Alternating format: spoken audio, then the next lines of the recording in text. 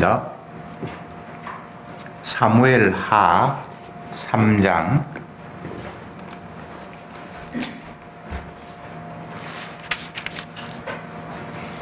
사무엘 하 3장 17절부터 27절까지 교독하겠습니다.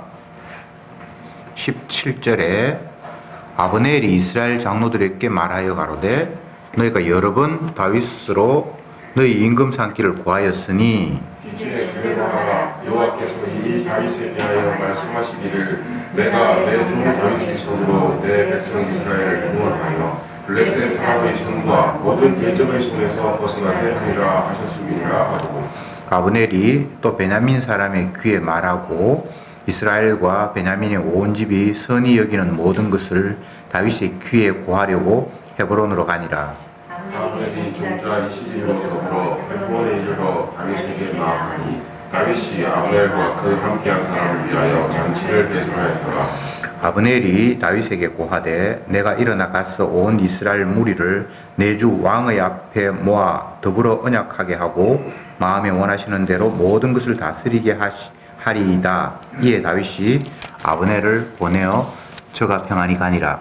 다윗의 신복들과 요압이 신분을 싣고 크게 노력한 물건을 가지고 돌아오니 아브넬은 이미 보냄을 받아 평안히 갔고 다윗과 함께 헤브론에 있지 아니하니라. 요압과 그 함께한 모든 군사가 돌아오매 혹 요압에게 고하여 가로되 넬의 아들 아브넬이 왕에게 왔더니 왕이 보내매 저가 평안히 갔나이다. 요압이 왕에게 나아가 가로되 어찌하십니까? 아브넬이 왕에게 나아가 그를 어찌하여 저를 보내어 잘 가게 하셨나이까? 왕도 아시려니와 넬의 아들 아브넬의 온 것은 왕을 속임이라. 왕에 출입하는 것을 알고 모든 하시는 것을 알려 함이니이다 하고 이에 다윗에게서 나와서 사자들을 보내어 아브넬을 쫓아가게 하였더니 시가 오른가에서 저를 데리고 돌아왔으나 다윗은 알지 못하였더라. 아브넬이 헤브론으로 돌아오매 요압이 더불어 종용이 말하려는 듯이 저를 데리고 성문으로 들어가서 거기서 배를 찔러 죽이니 이는 자기의 동생 아사헬의 피를 인함이었더라. 아멘. 거기까지 읽었습니다. 아브넬은 사울 쪽의 군대 장관이었는데 사울이 죽고 또 그 남은 아들을 세워서 왕으로 옹립해 보려고 했지만 여러 가지 상황들이 이제 여의치 않고 심지어는 자기가 아브넬 이 사람이 사울 왕의 첩을 이제 건드려서 그 아들하고의 관계가 또 좋지 않고 이런 상황이 이제 되고 난 이후에 아브넬이 이제 마음을 바꾸어서 이제는 다윗을 왕으로 섬겨야 되겠다. 이제 항복해야 되겠다. 이런 마음을 가지고 먼저 베냐민 사람들을 이제 회유를 합니다. 베냐민은 그 사울의 그 지파죠. 첫 번째 왕이 그 소속된 그 동네에 먼저 가서 이제는 우리가 더 이상 우리 이쪽 사울의 왕권 그리고 그 아들의 왕됨을 도저히 지키지 못하니까 하나님께서 이미 다윗을 인정하신 것 같으니까 베냐민 사람 당신들도 이제 포기하고 우리가 다윗에게 항복합시다. 그렇게 얘기를 해서 동의를 얻었습니다. 그래서 다윗에게 찾아가서 당신이 이미 이 나라의 왕으로 하나님이 세운 줄을 나도 인정한다.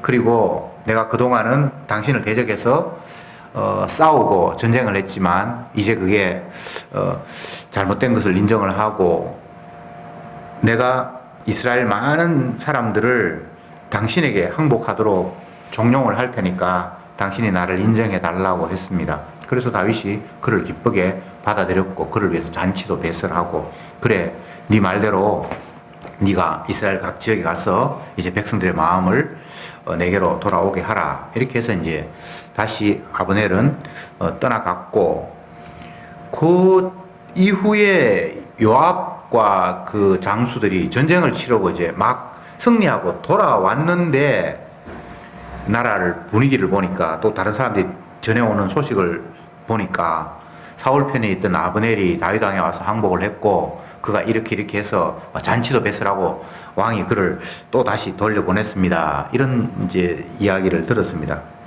그래서 요압이 화가 났어요. 왜냐하면 아브넬은 분명히 자기들과 전쟁을 했고 싸우려고 했던 사람이었고 심지어는 자기 동생도 죽였던 사람이 아브넬인데 그가 왕에게 찾아와서 화친을 하고 왕은 심지어 그에게 잔치를 베풀고 그러니까 너무 이제 화가 나서 왕에게 찾아가서 왕이요 어떻게 그럴 수가 있습니까? 그는 우리의 원수였습니다. 그리고 지금 그가 항복하는 것 같고 당신한테 뭐 친하게 지낸 것 같지만 어쩌면 반란을 일으키고 당신을 속이려고 했는 건지도 모르는데 그를 그렇게 쉽게 믿었으면 되겠습니까? 라고 이렇게 막 화를 내면서 이제 다시 나와서 자기 신하들에게 시켜서 빨리 쫓아가서 아브넬을 잡아오라고 했습니다. 그래서 아브넬이 이제 잡혀왔을 때에 이 요압이 몰래 성문 안에 조그마한 방에 들어가서 이렇게 이야기하는 척 하면서 그를 죽였다. 요거까지 이제 저희들이 읽었어요. 그러면 다윗이 아브넬을 용납하고 받아들이는 그 입장과 또 요압이 끝까지 이를 믿지 못하고 이에게 속으면 안 됩니다 라면서 그를 잡아 죽이는 그 이 입장이 이제 서로 상반되는 거죠. 다윗, 요압. 이 다윗과 요압이 아브넬이라는 한 인물을 놓고 한 사람은 용납을 하고 한 사람은 죽이고 이런 일이 지금 벌어졌잖아요. 원래 이제 요압과 다윗은 한 편이었죠. 이 아브넬은 적이었죠. 근데 이제 아브넬이 다윗에게 옴으로 말미암아 다윗과 요압이 갈라지는 이런 이상한 일이 오늘 본문에서 확인됩니다. 인간들은 자기의 필요에 따라서 누구와 가까워졌다가 멀어졌다가 뭐 이렇게 돼요.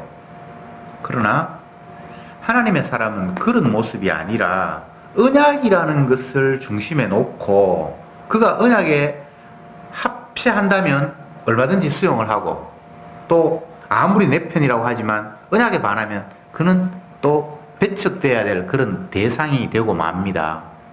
그래서 성경을 보면 특히나 이 사무엘 상하의 하부터의 내용을 보면 한편이 됐다가 원수가 됐다가 또 반대로 원수가 한편이 되고 이런 일이 많습니다. 인간적인 관점에서 보면 뭐 아브넬이라는 사람이 전세를 살펴서 옛날 자기가 섬겼던 왕이 이제 완전히 패했고 그 아들도 힘이 없고 비리비리하고 자기를 대적했던 사람이 너무 강하니까 그 앞에 복종하고 뭐 말을 갈아탄다 정당 바꾼다 뭐 이렇게 생각할 수도 있어요.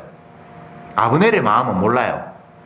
그러나 중요한 것은 그가 다윗 하나님이 언약으로 세운 왕을 그에게 와서 복종하고 당신이 왕이라고 인정하는 그 자체가 하나님 보실 때는 그게 순종하는 태도예요.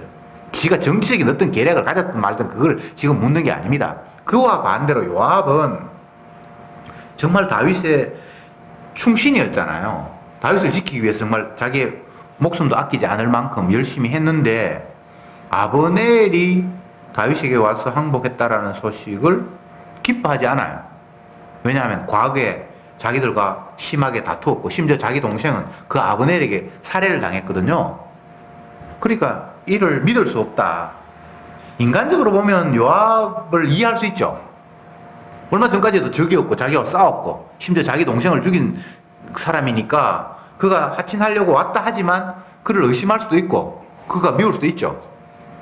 그러나 성경은 그런 인간적인 입장에서 기록하고 있는 것이 아니라 철저히 인간의 뭐 어떤 것들을 다 배제하고 언약의 관점에서 그를 받아들이느냐 배척하느냐 이렇게 성경은 나누어 버려요.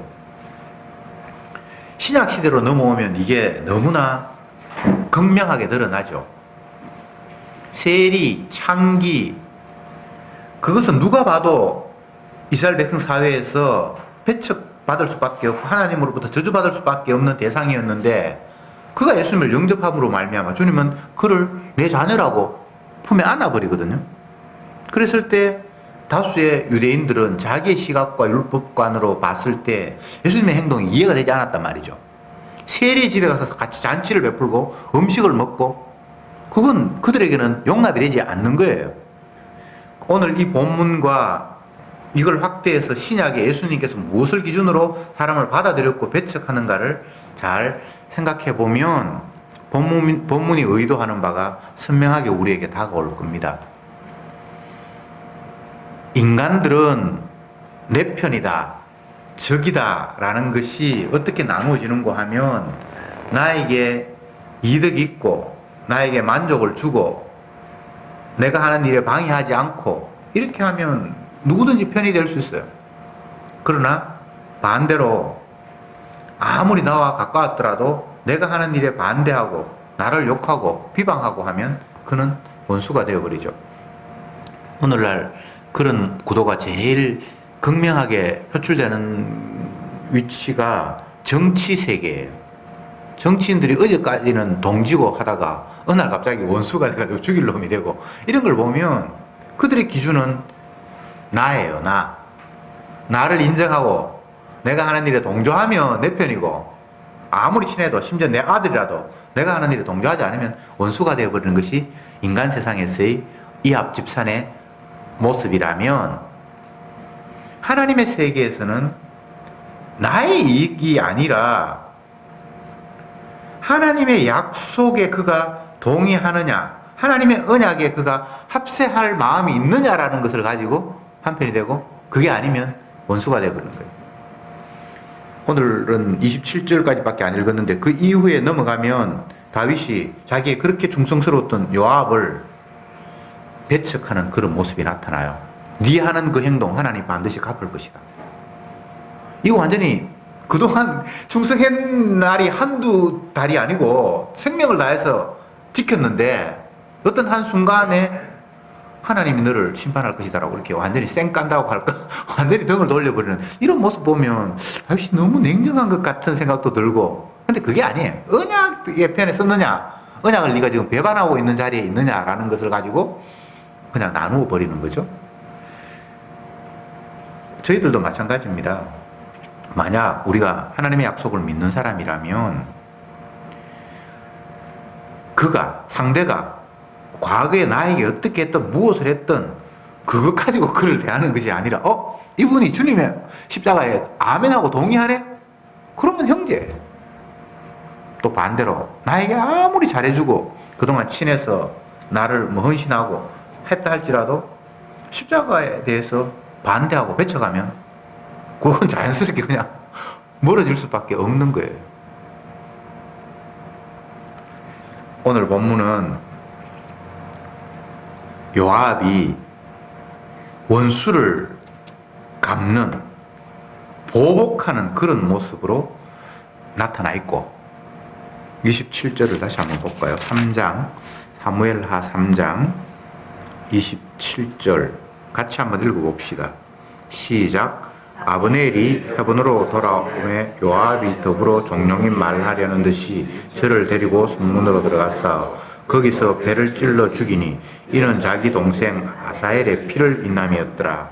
아사엘을 죽였다라는 이유로 아브넬을 그 형 요압이 죽여버리는 거예요. 내 동생 네가 죽였잖아 옛날에. 그러니까 이것은 개인적인 보복이죠. 보복. 그러니까 여기에는 언약이 없어요.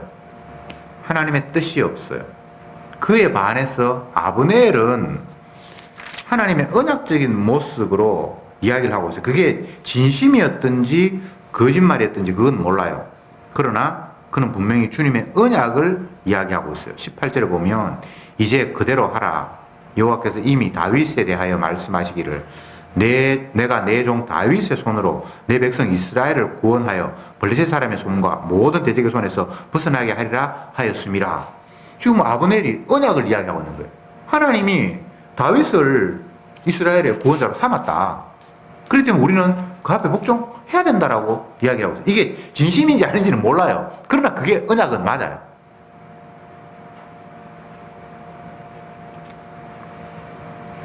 과연 요압이 그동안 하나님의 편에 섰고 다윗을 지키기 위해서 자기 몸을 아끼지 않았고 심지어는 자기 동생도 자기와 한편에 있었는데 결국 다윗의 원수에 의해서 살해당하고 헌신과 충성을 다했어요.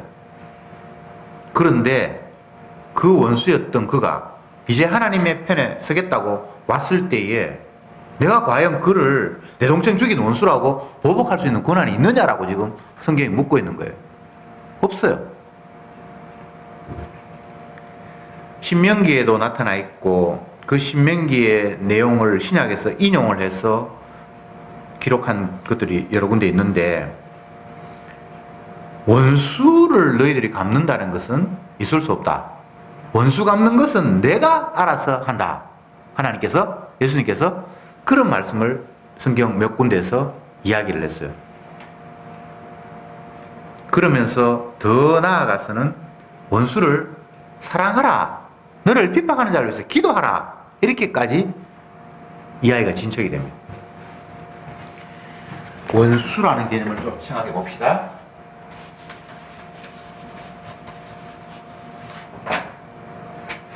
원수. 그런데 주님께서 원수에 대해서 이야기하기를 신명기에 있는 내용을 인용하는 겁니다. 뭐 신약에만 나타나는 게 아니에요. 원수 갚음은 너희들이 할 수 있는 게 아니고 내가 한다. 이렇게 주님께서 말씀하셨고, 두 번째는 원수를 사랑하라. 이렇게 나와요. 이게 지금 가능한 일입니까? 원수를 갚지 않는다는 것까지는 뭐 내가 참을 수 있는데, 한 걸음 더 나아가서 사랑하라고 이 얘기를 해요. 이거 지금 가능한 일이에요? 사랑의 대상이면 원수가 아니죠, 이미.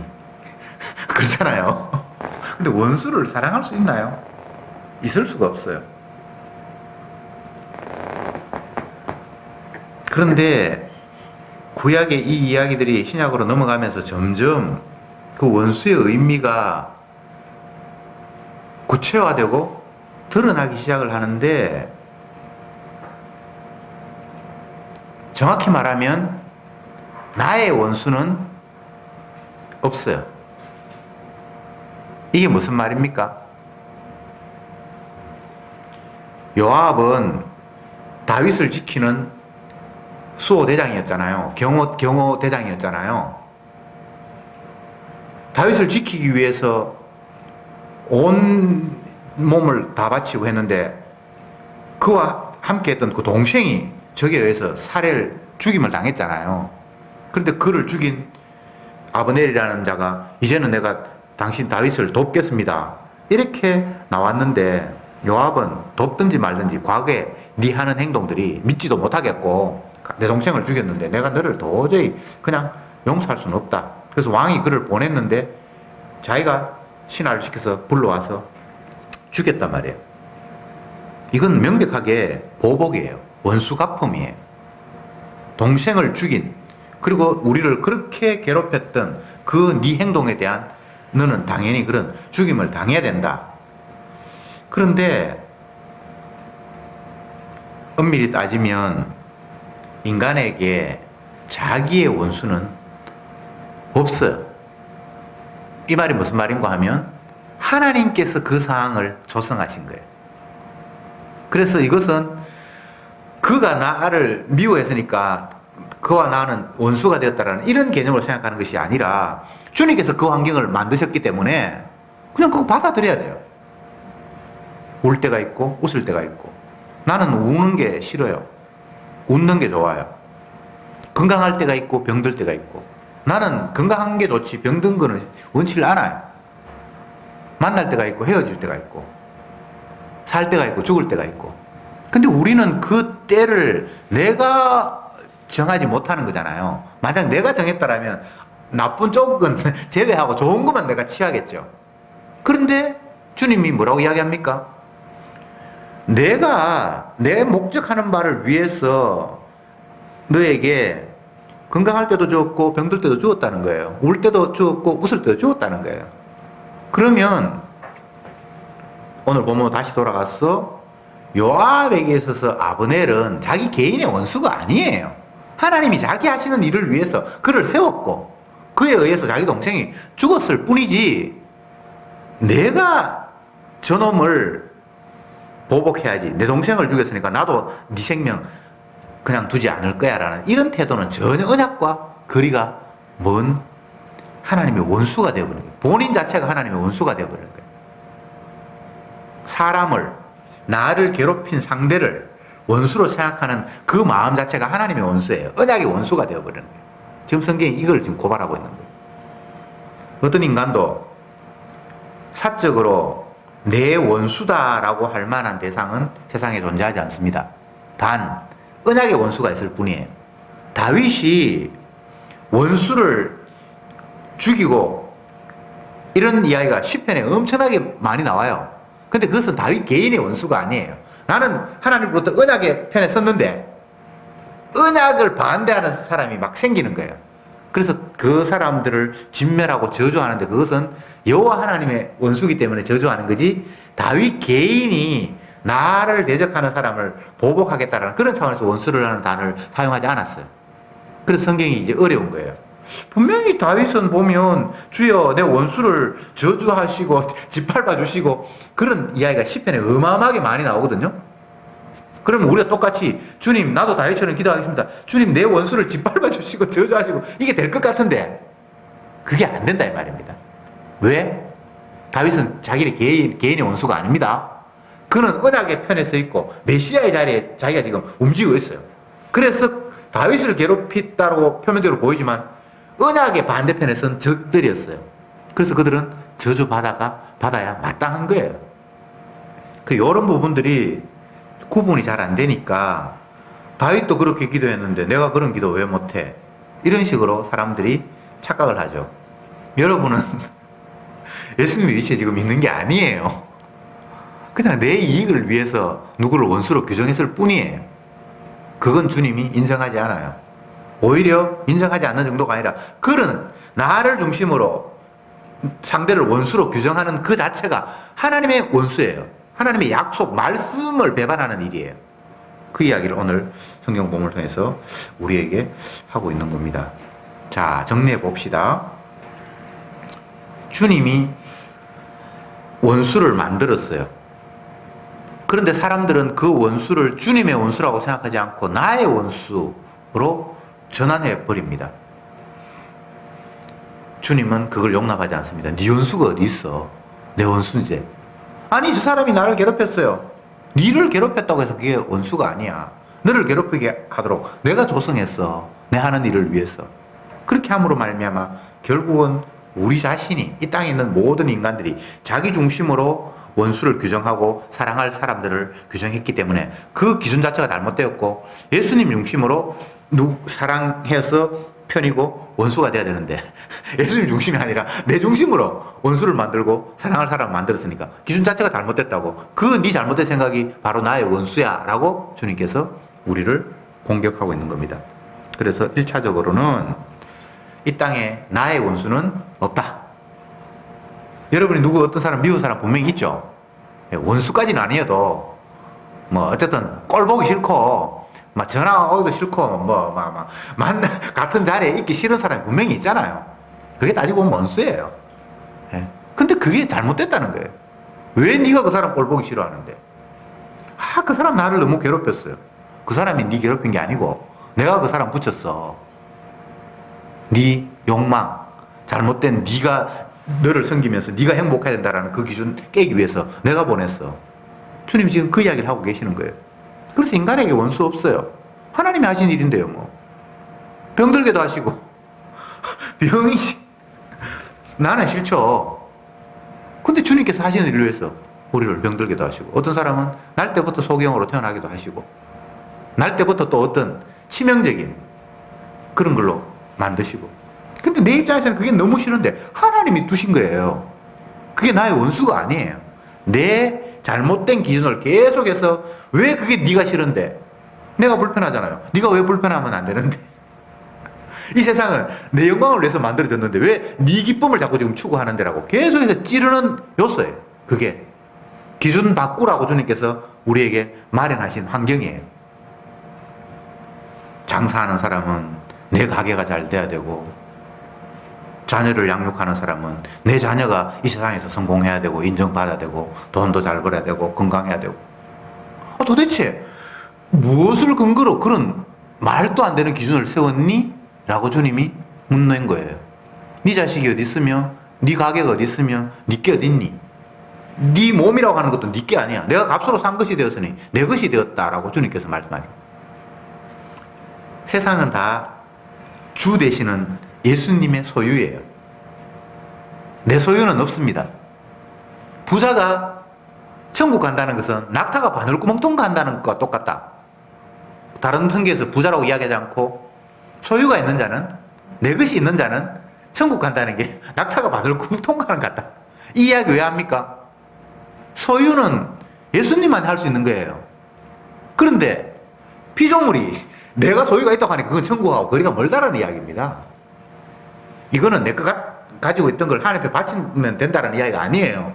무엇이든 네가 뭔가 주체를 가지고 내가 원하는 대로 하겠다라는 그런 발상 자체는 하나님 나라하고 거리가 멀다는 거예요. 예수님만이 주인이고 예수님만이 소유할 수 있고 그분만이 자기가 원하는 대로 할 수 있지, 피조물이 네가 네 원하는 게 있어, 그거는 하나님 나라하고 전혀 상관이 없는 생각이야. 그 이야기란 말이죠. 가난해서 천국 간다는 이야기가 아닙니다. 뭐 오해하지 마세요. 성도는 자기 소유가 없어요. 모든 것이 다 주의 것이라고 인정하는 자가 성도란 말을 성경에서는 하고 있는 거예요. 그런 관점에서 다시 원수를 생각해 봅시다. 성경에 원수라는 단어가 수없이 많이 나타나요. 그런데 사적으로 나의 원수는 없습니다. 그러면 원수가 어떤 원수인가? 언약의 원수가 있죠. 자, 원수 이야기를 했는데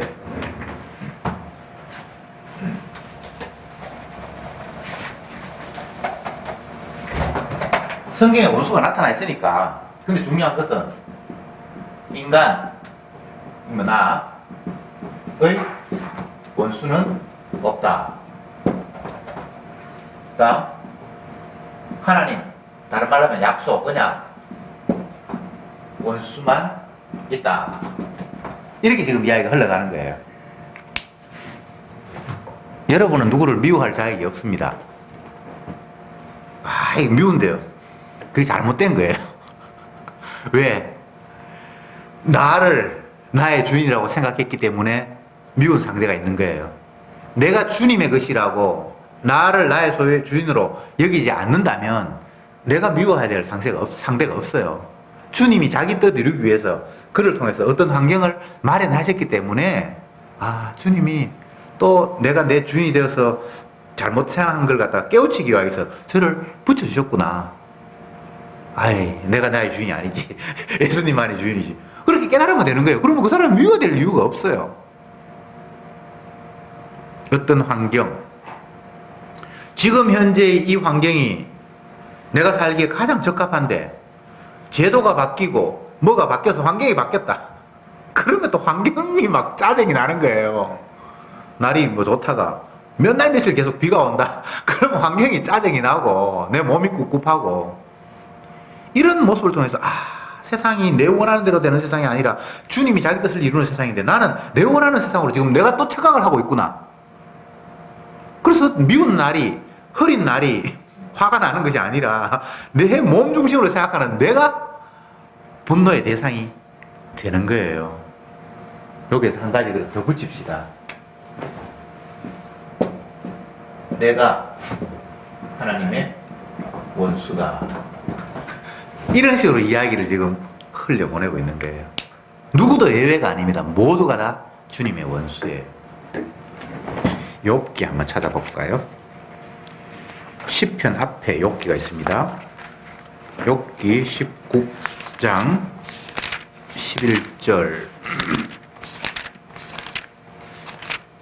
19장 11절 같이 한번 읽어볼까요?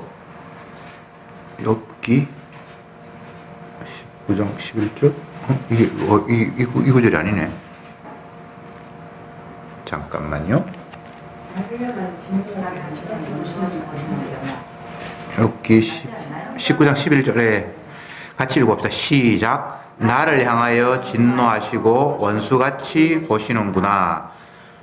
요 구절은 욥이 막 어려움을 당하고 막 인생이 완전히 무너지고 할 때에 하나님 앞에 한 이야기, 주님이 나를 원수로 생각하시는구나. 내가 주님의 원수구나. 근데 사실 그렇게 해서 원수는 아니고요. 내가 내 몸의 주인인데 내 몸을 이렇게 괴롭히는 이런 상태가 있다면 주님과 나하고 원수관계라는 이런 잘못된 생각이에요. 그래, 그 잘못된 생각이 주님의 원수예요. 사실은 지가 생각하는 그 원수가 아니고 그 잘못된 생각이 엄격히 따지면 주님으로부터 원수가 된 모습이에요. 근데 모든 인간은 여기 범죄에서 벗어날 수 없어요. 이거 다시 한번 따져봅시다. 성경에서 원수가 등장을 하는데 나 개인의 원수는 없습니다. 그러면 하나님의 원수가 있고 하나님의 언약의 원수가 있어요. 그리고 더 나아가면 내가 바로 하나님의 원수가 되었다라는. 참 무섭죠, 성경 말씀이. 다윗이 오늘 본문에서는 하나님의 언약의 편에 서서 자기 그를 수용할 사람을 수용하고 배척할 사람을 배척하고 잘하는데 나중에 뒷부분에 가면 그게 안 돼가지고 자기가 하나님의 원수가 되는 자리로 넘어가요. 나단 선지자 앞에서 그게 밝혀지는데, 그러니까 다윗이 하나님의 언약의 편에 서 있을 때는 제대로 원수를 구분해요. 자기 입장에서 아닙니다. 언약의 입장에서 뭐 자기를 지켰든 말든 아니면 자기를 죽이려고 했든 말든 그거 상관없이 언약의 관점에서 아브넬은 지금 내 편이고 요압은 반대편이고 지금 잘 구별하고 있어요. 언약의 편에 서 있으니까. 근데 나중에 넘어가면 자기가 하나님의 원수의 자리에 나가는 거예요. 이건 무엇을 이야기합니까? 마지막 3번. 모든 인간이 하나님의 원수라는 겁니다. 여러분들이, 나와 여러분들이, 저와 여러분들이 하나님의 원수예요. 그래서 주님이 신약에서 원수를 사랑하라 라고 이렇게 이야기를 하신 거예요. 그러면 이제 우리의 입장에서 욥처럼 나를 괴롭히시는 그 하나님, 나를 막 못 잡아 먹어서 계속 아들 죽이고 마누라 도망가고 친구들 욕하고 막 몸에 만신창이가 되고 막 나를 막 얼마나 괴롭히는지, 주님이 나를 원수로 생각하시는구나 그 말은 뒤집으면 하나님과 내가 지금 원수구나 이 말이잖아요. 맞죠? 근데 원수를 사랑하래. 너를 짓밟는 하나님을 사랑하래. 이것도 말이 안 돼요. 나를 미워하는 인간, 원수를 사랑하라. 그런 개념이 아니라 너를 괴롭히는, 네 뜻대로 되지 않고 내가 원하는 대로 끌고 가서 네가 지금 너무 실망하고 있지. 내가 너의 원수지. 그렇지만 사랑해야 돼 라고 주님께서 이렇게 말씀하고 계시는 거예요. 근데 이게 불가능한 일이에요. 그러면 주님이 왜 그렇게 말씀하셨는가? 너 안 되지. 근데 나는 너를, 원수인 너를 사랑했어. 내가 네 위해서 피 흘렸어. 이렇게 주님께서 말씀하시는 거예요. 그러니까 이 주님의 논리 앞에 우리가 할 말이 없는 거예요. 그냥 단 한마디도 주님 내 왜 이렇습니까? 그런 말을 할 틈 자체가 없는 거예요. 우리는 단 한 번도 주님을 사랑한 적이 없습니다. 내가 원하는 거 주면 고맙습니다 라는 정도지, 욥처럼 나를 짓밟으시는데 나는 주님의 것이잖아요, 나 주님 사랑할래요, 이거 다 거짓말이에요. 물론 욥기에도 주신 자도 여호와시고 취하신 자도 여호와시니 나는 주님께만 찬양합니다 그런 게 나오는데 그게 인간의 힘으로 되는 게 아니에요. 그래서 인간의 수준에서 할 수 있는 일은, 아, 내가 주님의 원수가 맞구나 라는 그것도 물론 은혜가 와야 됩니다만 이 깨달음까지가 가능하지, 그 이후에 원수를 사랑한다는 거는 이거는 도저히 불가능한 거예요. 우리가 아직 죄인 되었을 때에 그리스도께서 우리를 위하여 자기 몸을 내어주심으로 말미암아 우리에게 대한 자기의 사랑을 확정하셨느니라. 우리가 아직 원수 되었을 때에, 우리가 아직 죄인 되었을 때에, 내가 회개하고 이제 돌아서서 사랑하는 게 아닙니다. 여전히 주님을 미워하고 하는 그때에 주님이 우리를 사랑하셔서 내가 너를, 원수인 너를 용납했단다라는 것을 확실하게 보여주었다. 그게 바로 십자가다 라고 주님이 우리에게 말씀하고 있는 거예요. 그래서 결국 오늘 본문에 사무엘하 3장에서 아브넬 나오고 요압 나오고, 아브넬은 다윗에게 항복하고 그 항복한 아브넬을 쫓아가서 거짓말하지 마. 내 동생 죽이고 지금까지 반대했던 네가 항복한다는 거 다 거짓말이야 하면서 죽이고 하는 이 모든 일이 결국은 원수라는 의미들을 주님이 도출해 내시는 하나님의 작업이었고, 오늘날 우리가 내 원수는 없어, 하나님의 원수만 있어, 더 나아가서 네가 바로 하나님의 원수야 라는 이런 쪽으로 말씀이 흘러가는 내용이라는 거죠. 예. 이제 정리를 합시다. 이 땅을 살면서 미움, 분노 이런 것들이 생기는 이유는 내 몸이 나의 것이라고 착각하기 때문입니다. 내 거 아니에요. 주의 것이에요. 주님이 값으로 샀다라고 주님께 이미 약속하셨고 말씀하셨고 그분이 지었다고 말씀을 하셨고, 그런데 자꾸 내 거라고 생각하니까 나는 힘들면 안 돼, 기분 나쁘면 안 돼, 누가 나를 괴롭혀. 내 것도 아닌데, 만약에 우리가 저쪽에 어느 남미나 어느 나라에서 A라는 나라와 B라는 나라가 막 싸운다고 칩시다. 그럼 우리는 별로 그게 누가 누구를 괴롭혀도 크게 그게 문제가 안 돼요. 왜냐면 내게 아니니까. 나를 주님의 소유로 던져버리면 누가 나를 괴롭혀도 상관없어요. 그렇잖아요. 근데 상관없다라는 정도가 아니라 주님이 이유가 있어서 그런 상황을 만드셨어요. 그러면 그 상황도 찬양의 대상이고 감사의 대상이야지, 분노한다는 게 하나님의 원수라 이 말입니다. 왜 화내는데요? 하나님은 자기 뜻이 있어서 그 일을 베풀었는데, 아브넬이 자기도 모르게 사울 편에 들어서 열심히 전쟁을 하고 사울 죽으니까 그 아들 세워서 하고 다윗에게 공격하고 다윗의 그 경호대장이었던 요압의 동생을 죽이고, 이 모든 것이 결국은 하나님이 하신 일이잖아요. 그렇잖아요. 요압 개인의 일이, 아브넬 개인의 일이 아니에요. 주님이 조성하셨고 이루셨고 당신의 언약을 펼치기 위해서 다 만드신 일이란 말이죠. 이런 관점으로 보면 누구를 미워할 이유가 없어요. 그냥 내 스스로 나는 주님의 소유지. 그래서 나도 모르게 내 소유가 된 것들을 환경을 통해서 깨달으면서, 내가 바로 하나님의 원수, 내가 또 내 주인이 되었구나, 예수님이 주인인데 내가 주인 노릇하니까 이런 분노가 생기네 라고 깨달으면서, 날마다 내가 주인이 되어서 하나님이 내 편을 안 들면 하나님이 내 원수지, 내가 가만히 있지 않을 거야, 이제 교회 안 갈 거야, 말씀 안 읽을 거야 이런 식으로 잠시나마 생각하는 이 하나님의 원수된 나를 주님이 용납하시고 받아들이시고 십자가에서 원수인 너도 내가 사랑했다라고 확정해 보이셨다는 사실이 늘 우리의 생활 현장 속에서 입체적으로 깨달아지는 은혜가 있기를 바랍니다. 기도합시다. 주여, 말씀을 펼치면 수많은 내용들이 등장하는데 그 모든 것이 결국은 예수님의 십자가의 능력을 보여주기 위한 것들이라는 사실을 다시금 생각해 봅니다. 오늘 본문에서 다윗의 원수가 되었던 아브넬이 다윗에게 항복하고, 그랬을 때에 또 다윗의 편이었던 요압이 그를 미워하며 죽이는, 원수로 생각해서 보복하는 이런 일이 펼쳐집니다. 주여, 왜 이런 일들을 저들에게 말씀하십니까?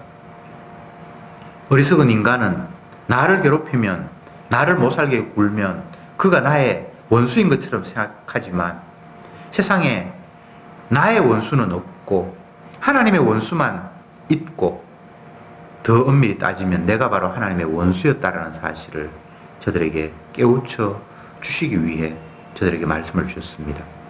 이런 원수된 우리를 위해서 예수님은 대속의 피를 흘리셨고 우리를 용납하셨고 죄에서 사함받게 하셨습니다. 이 사랑까지를 말씀을 통해서 날마다 확인하며 감사하며 찬양하는 저들이 되게 하옵소서. 예수님의 이름으로 기도드리옵나이다. 아멘.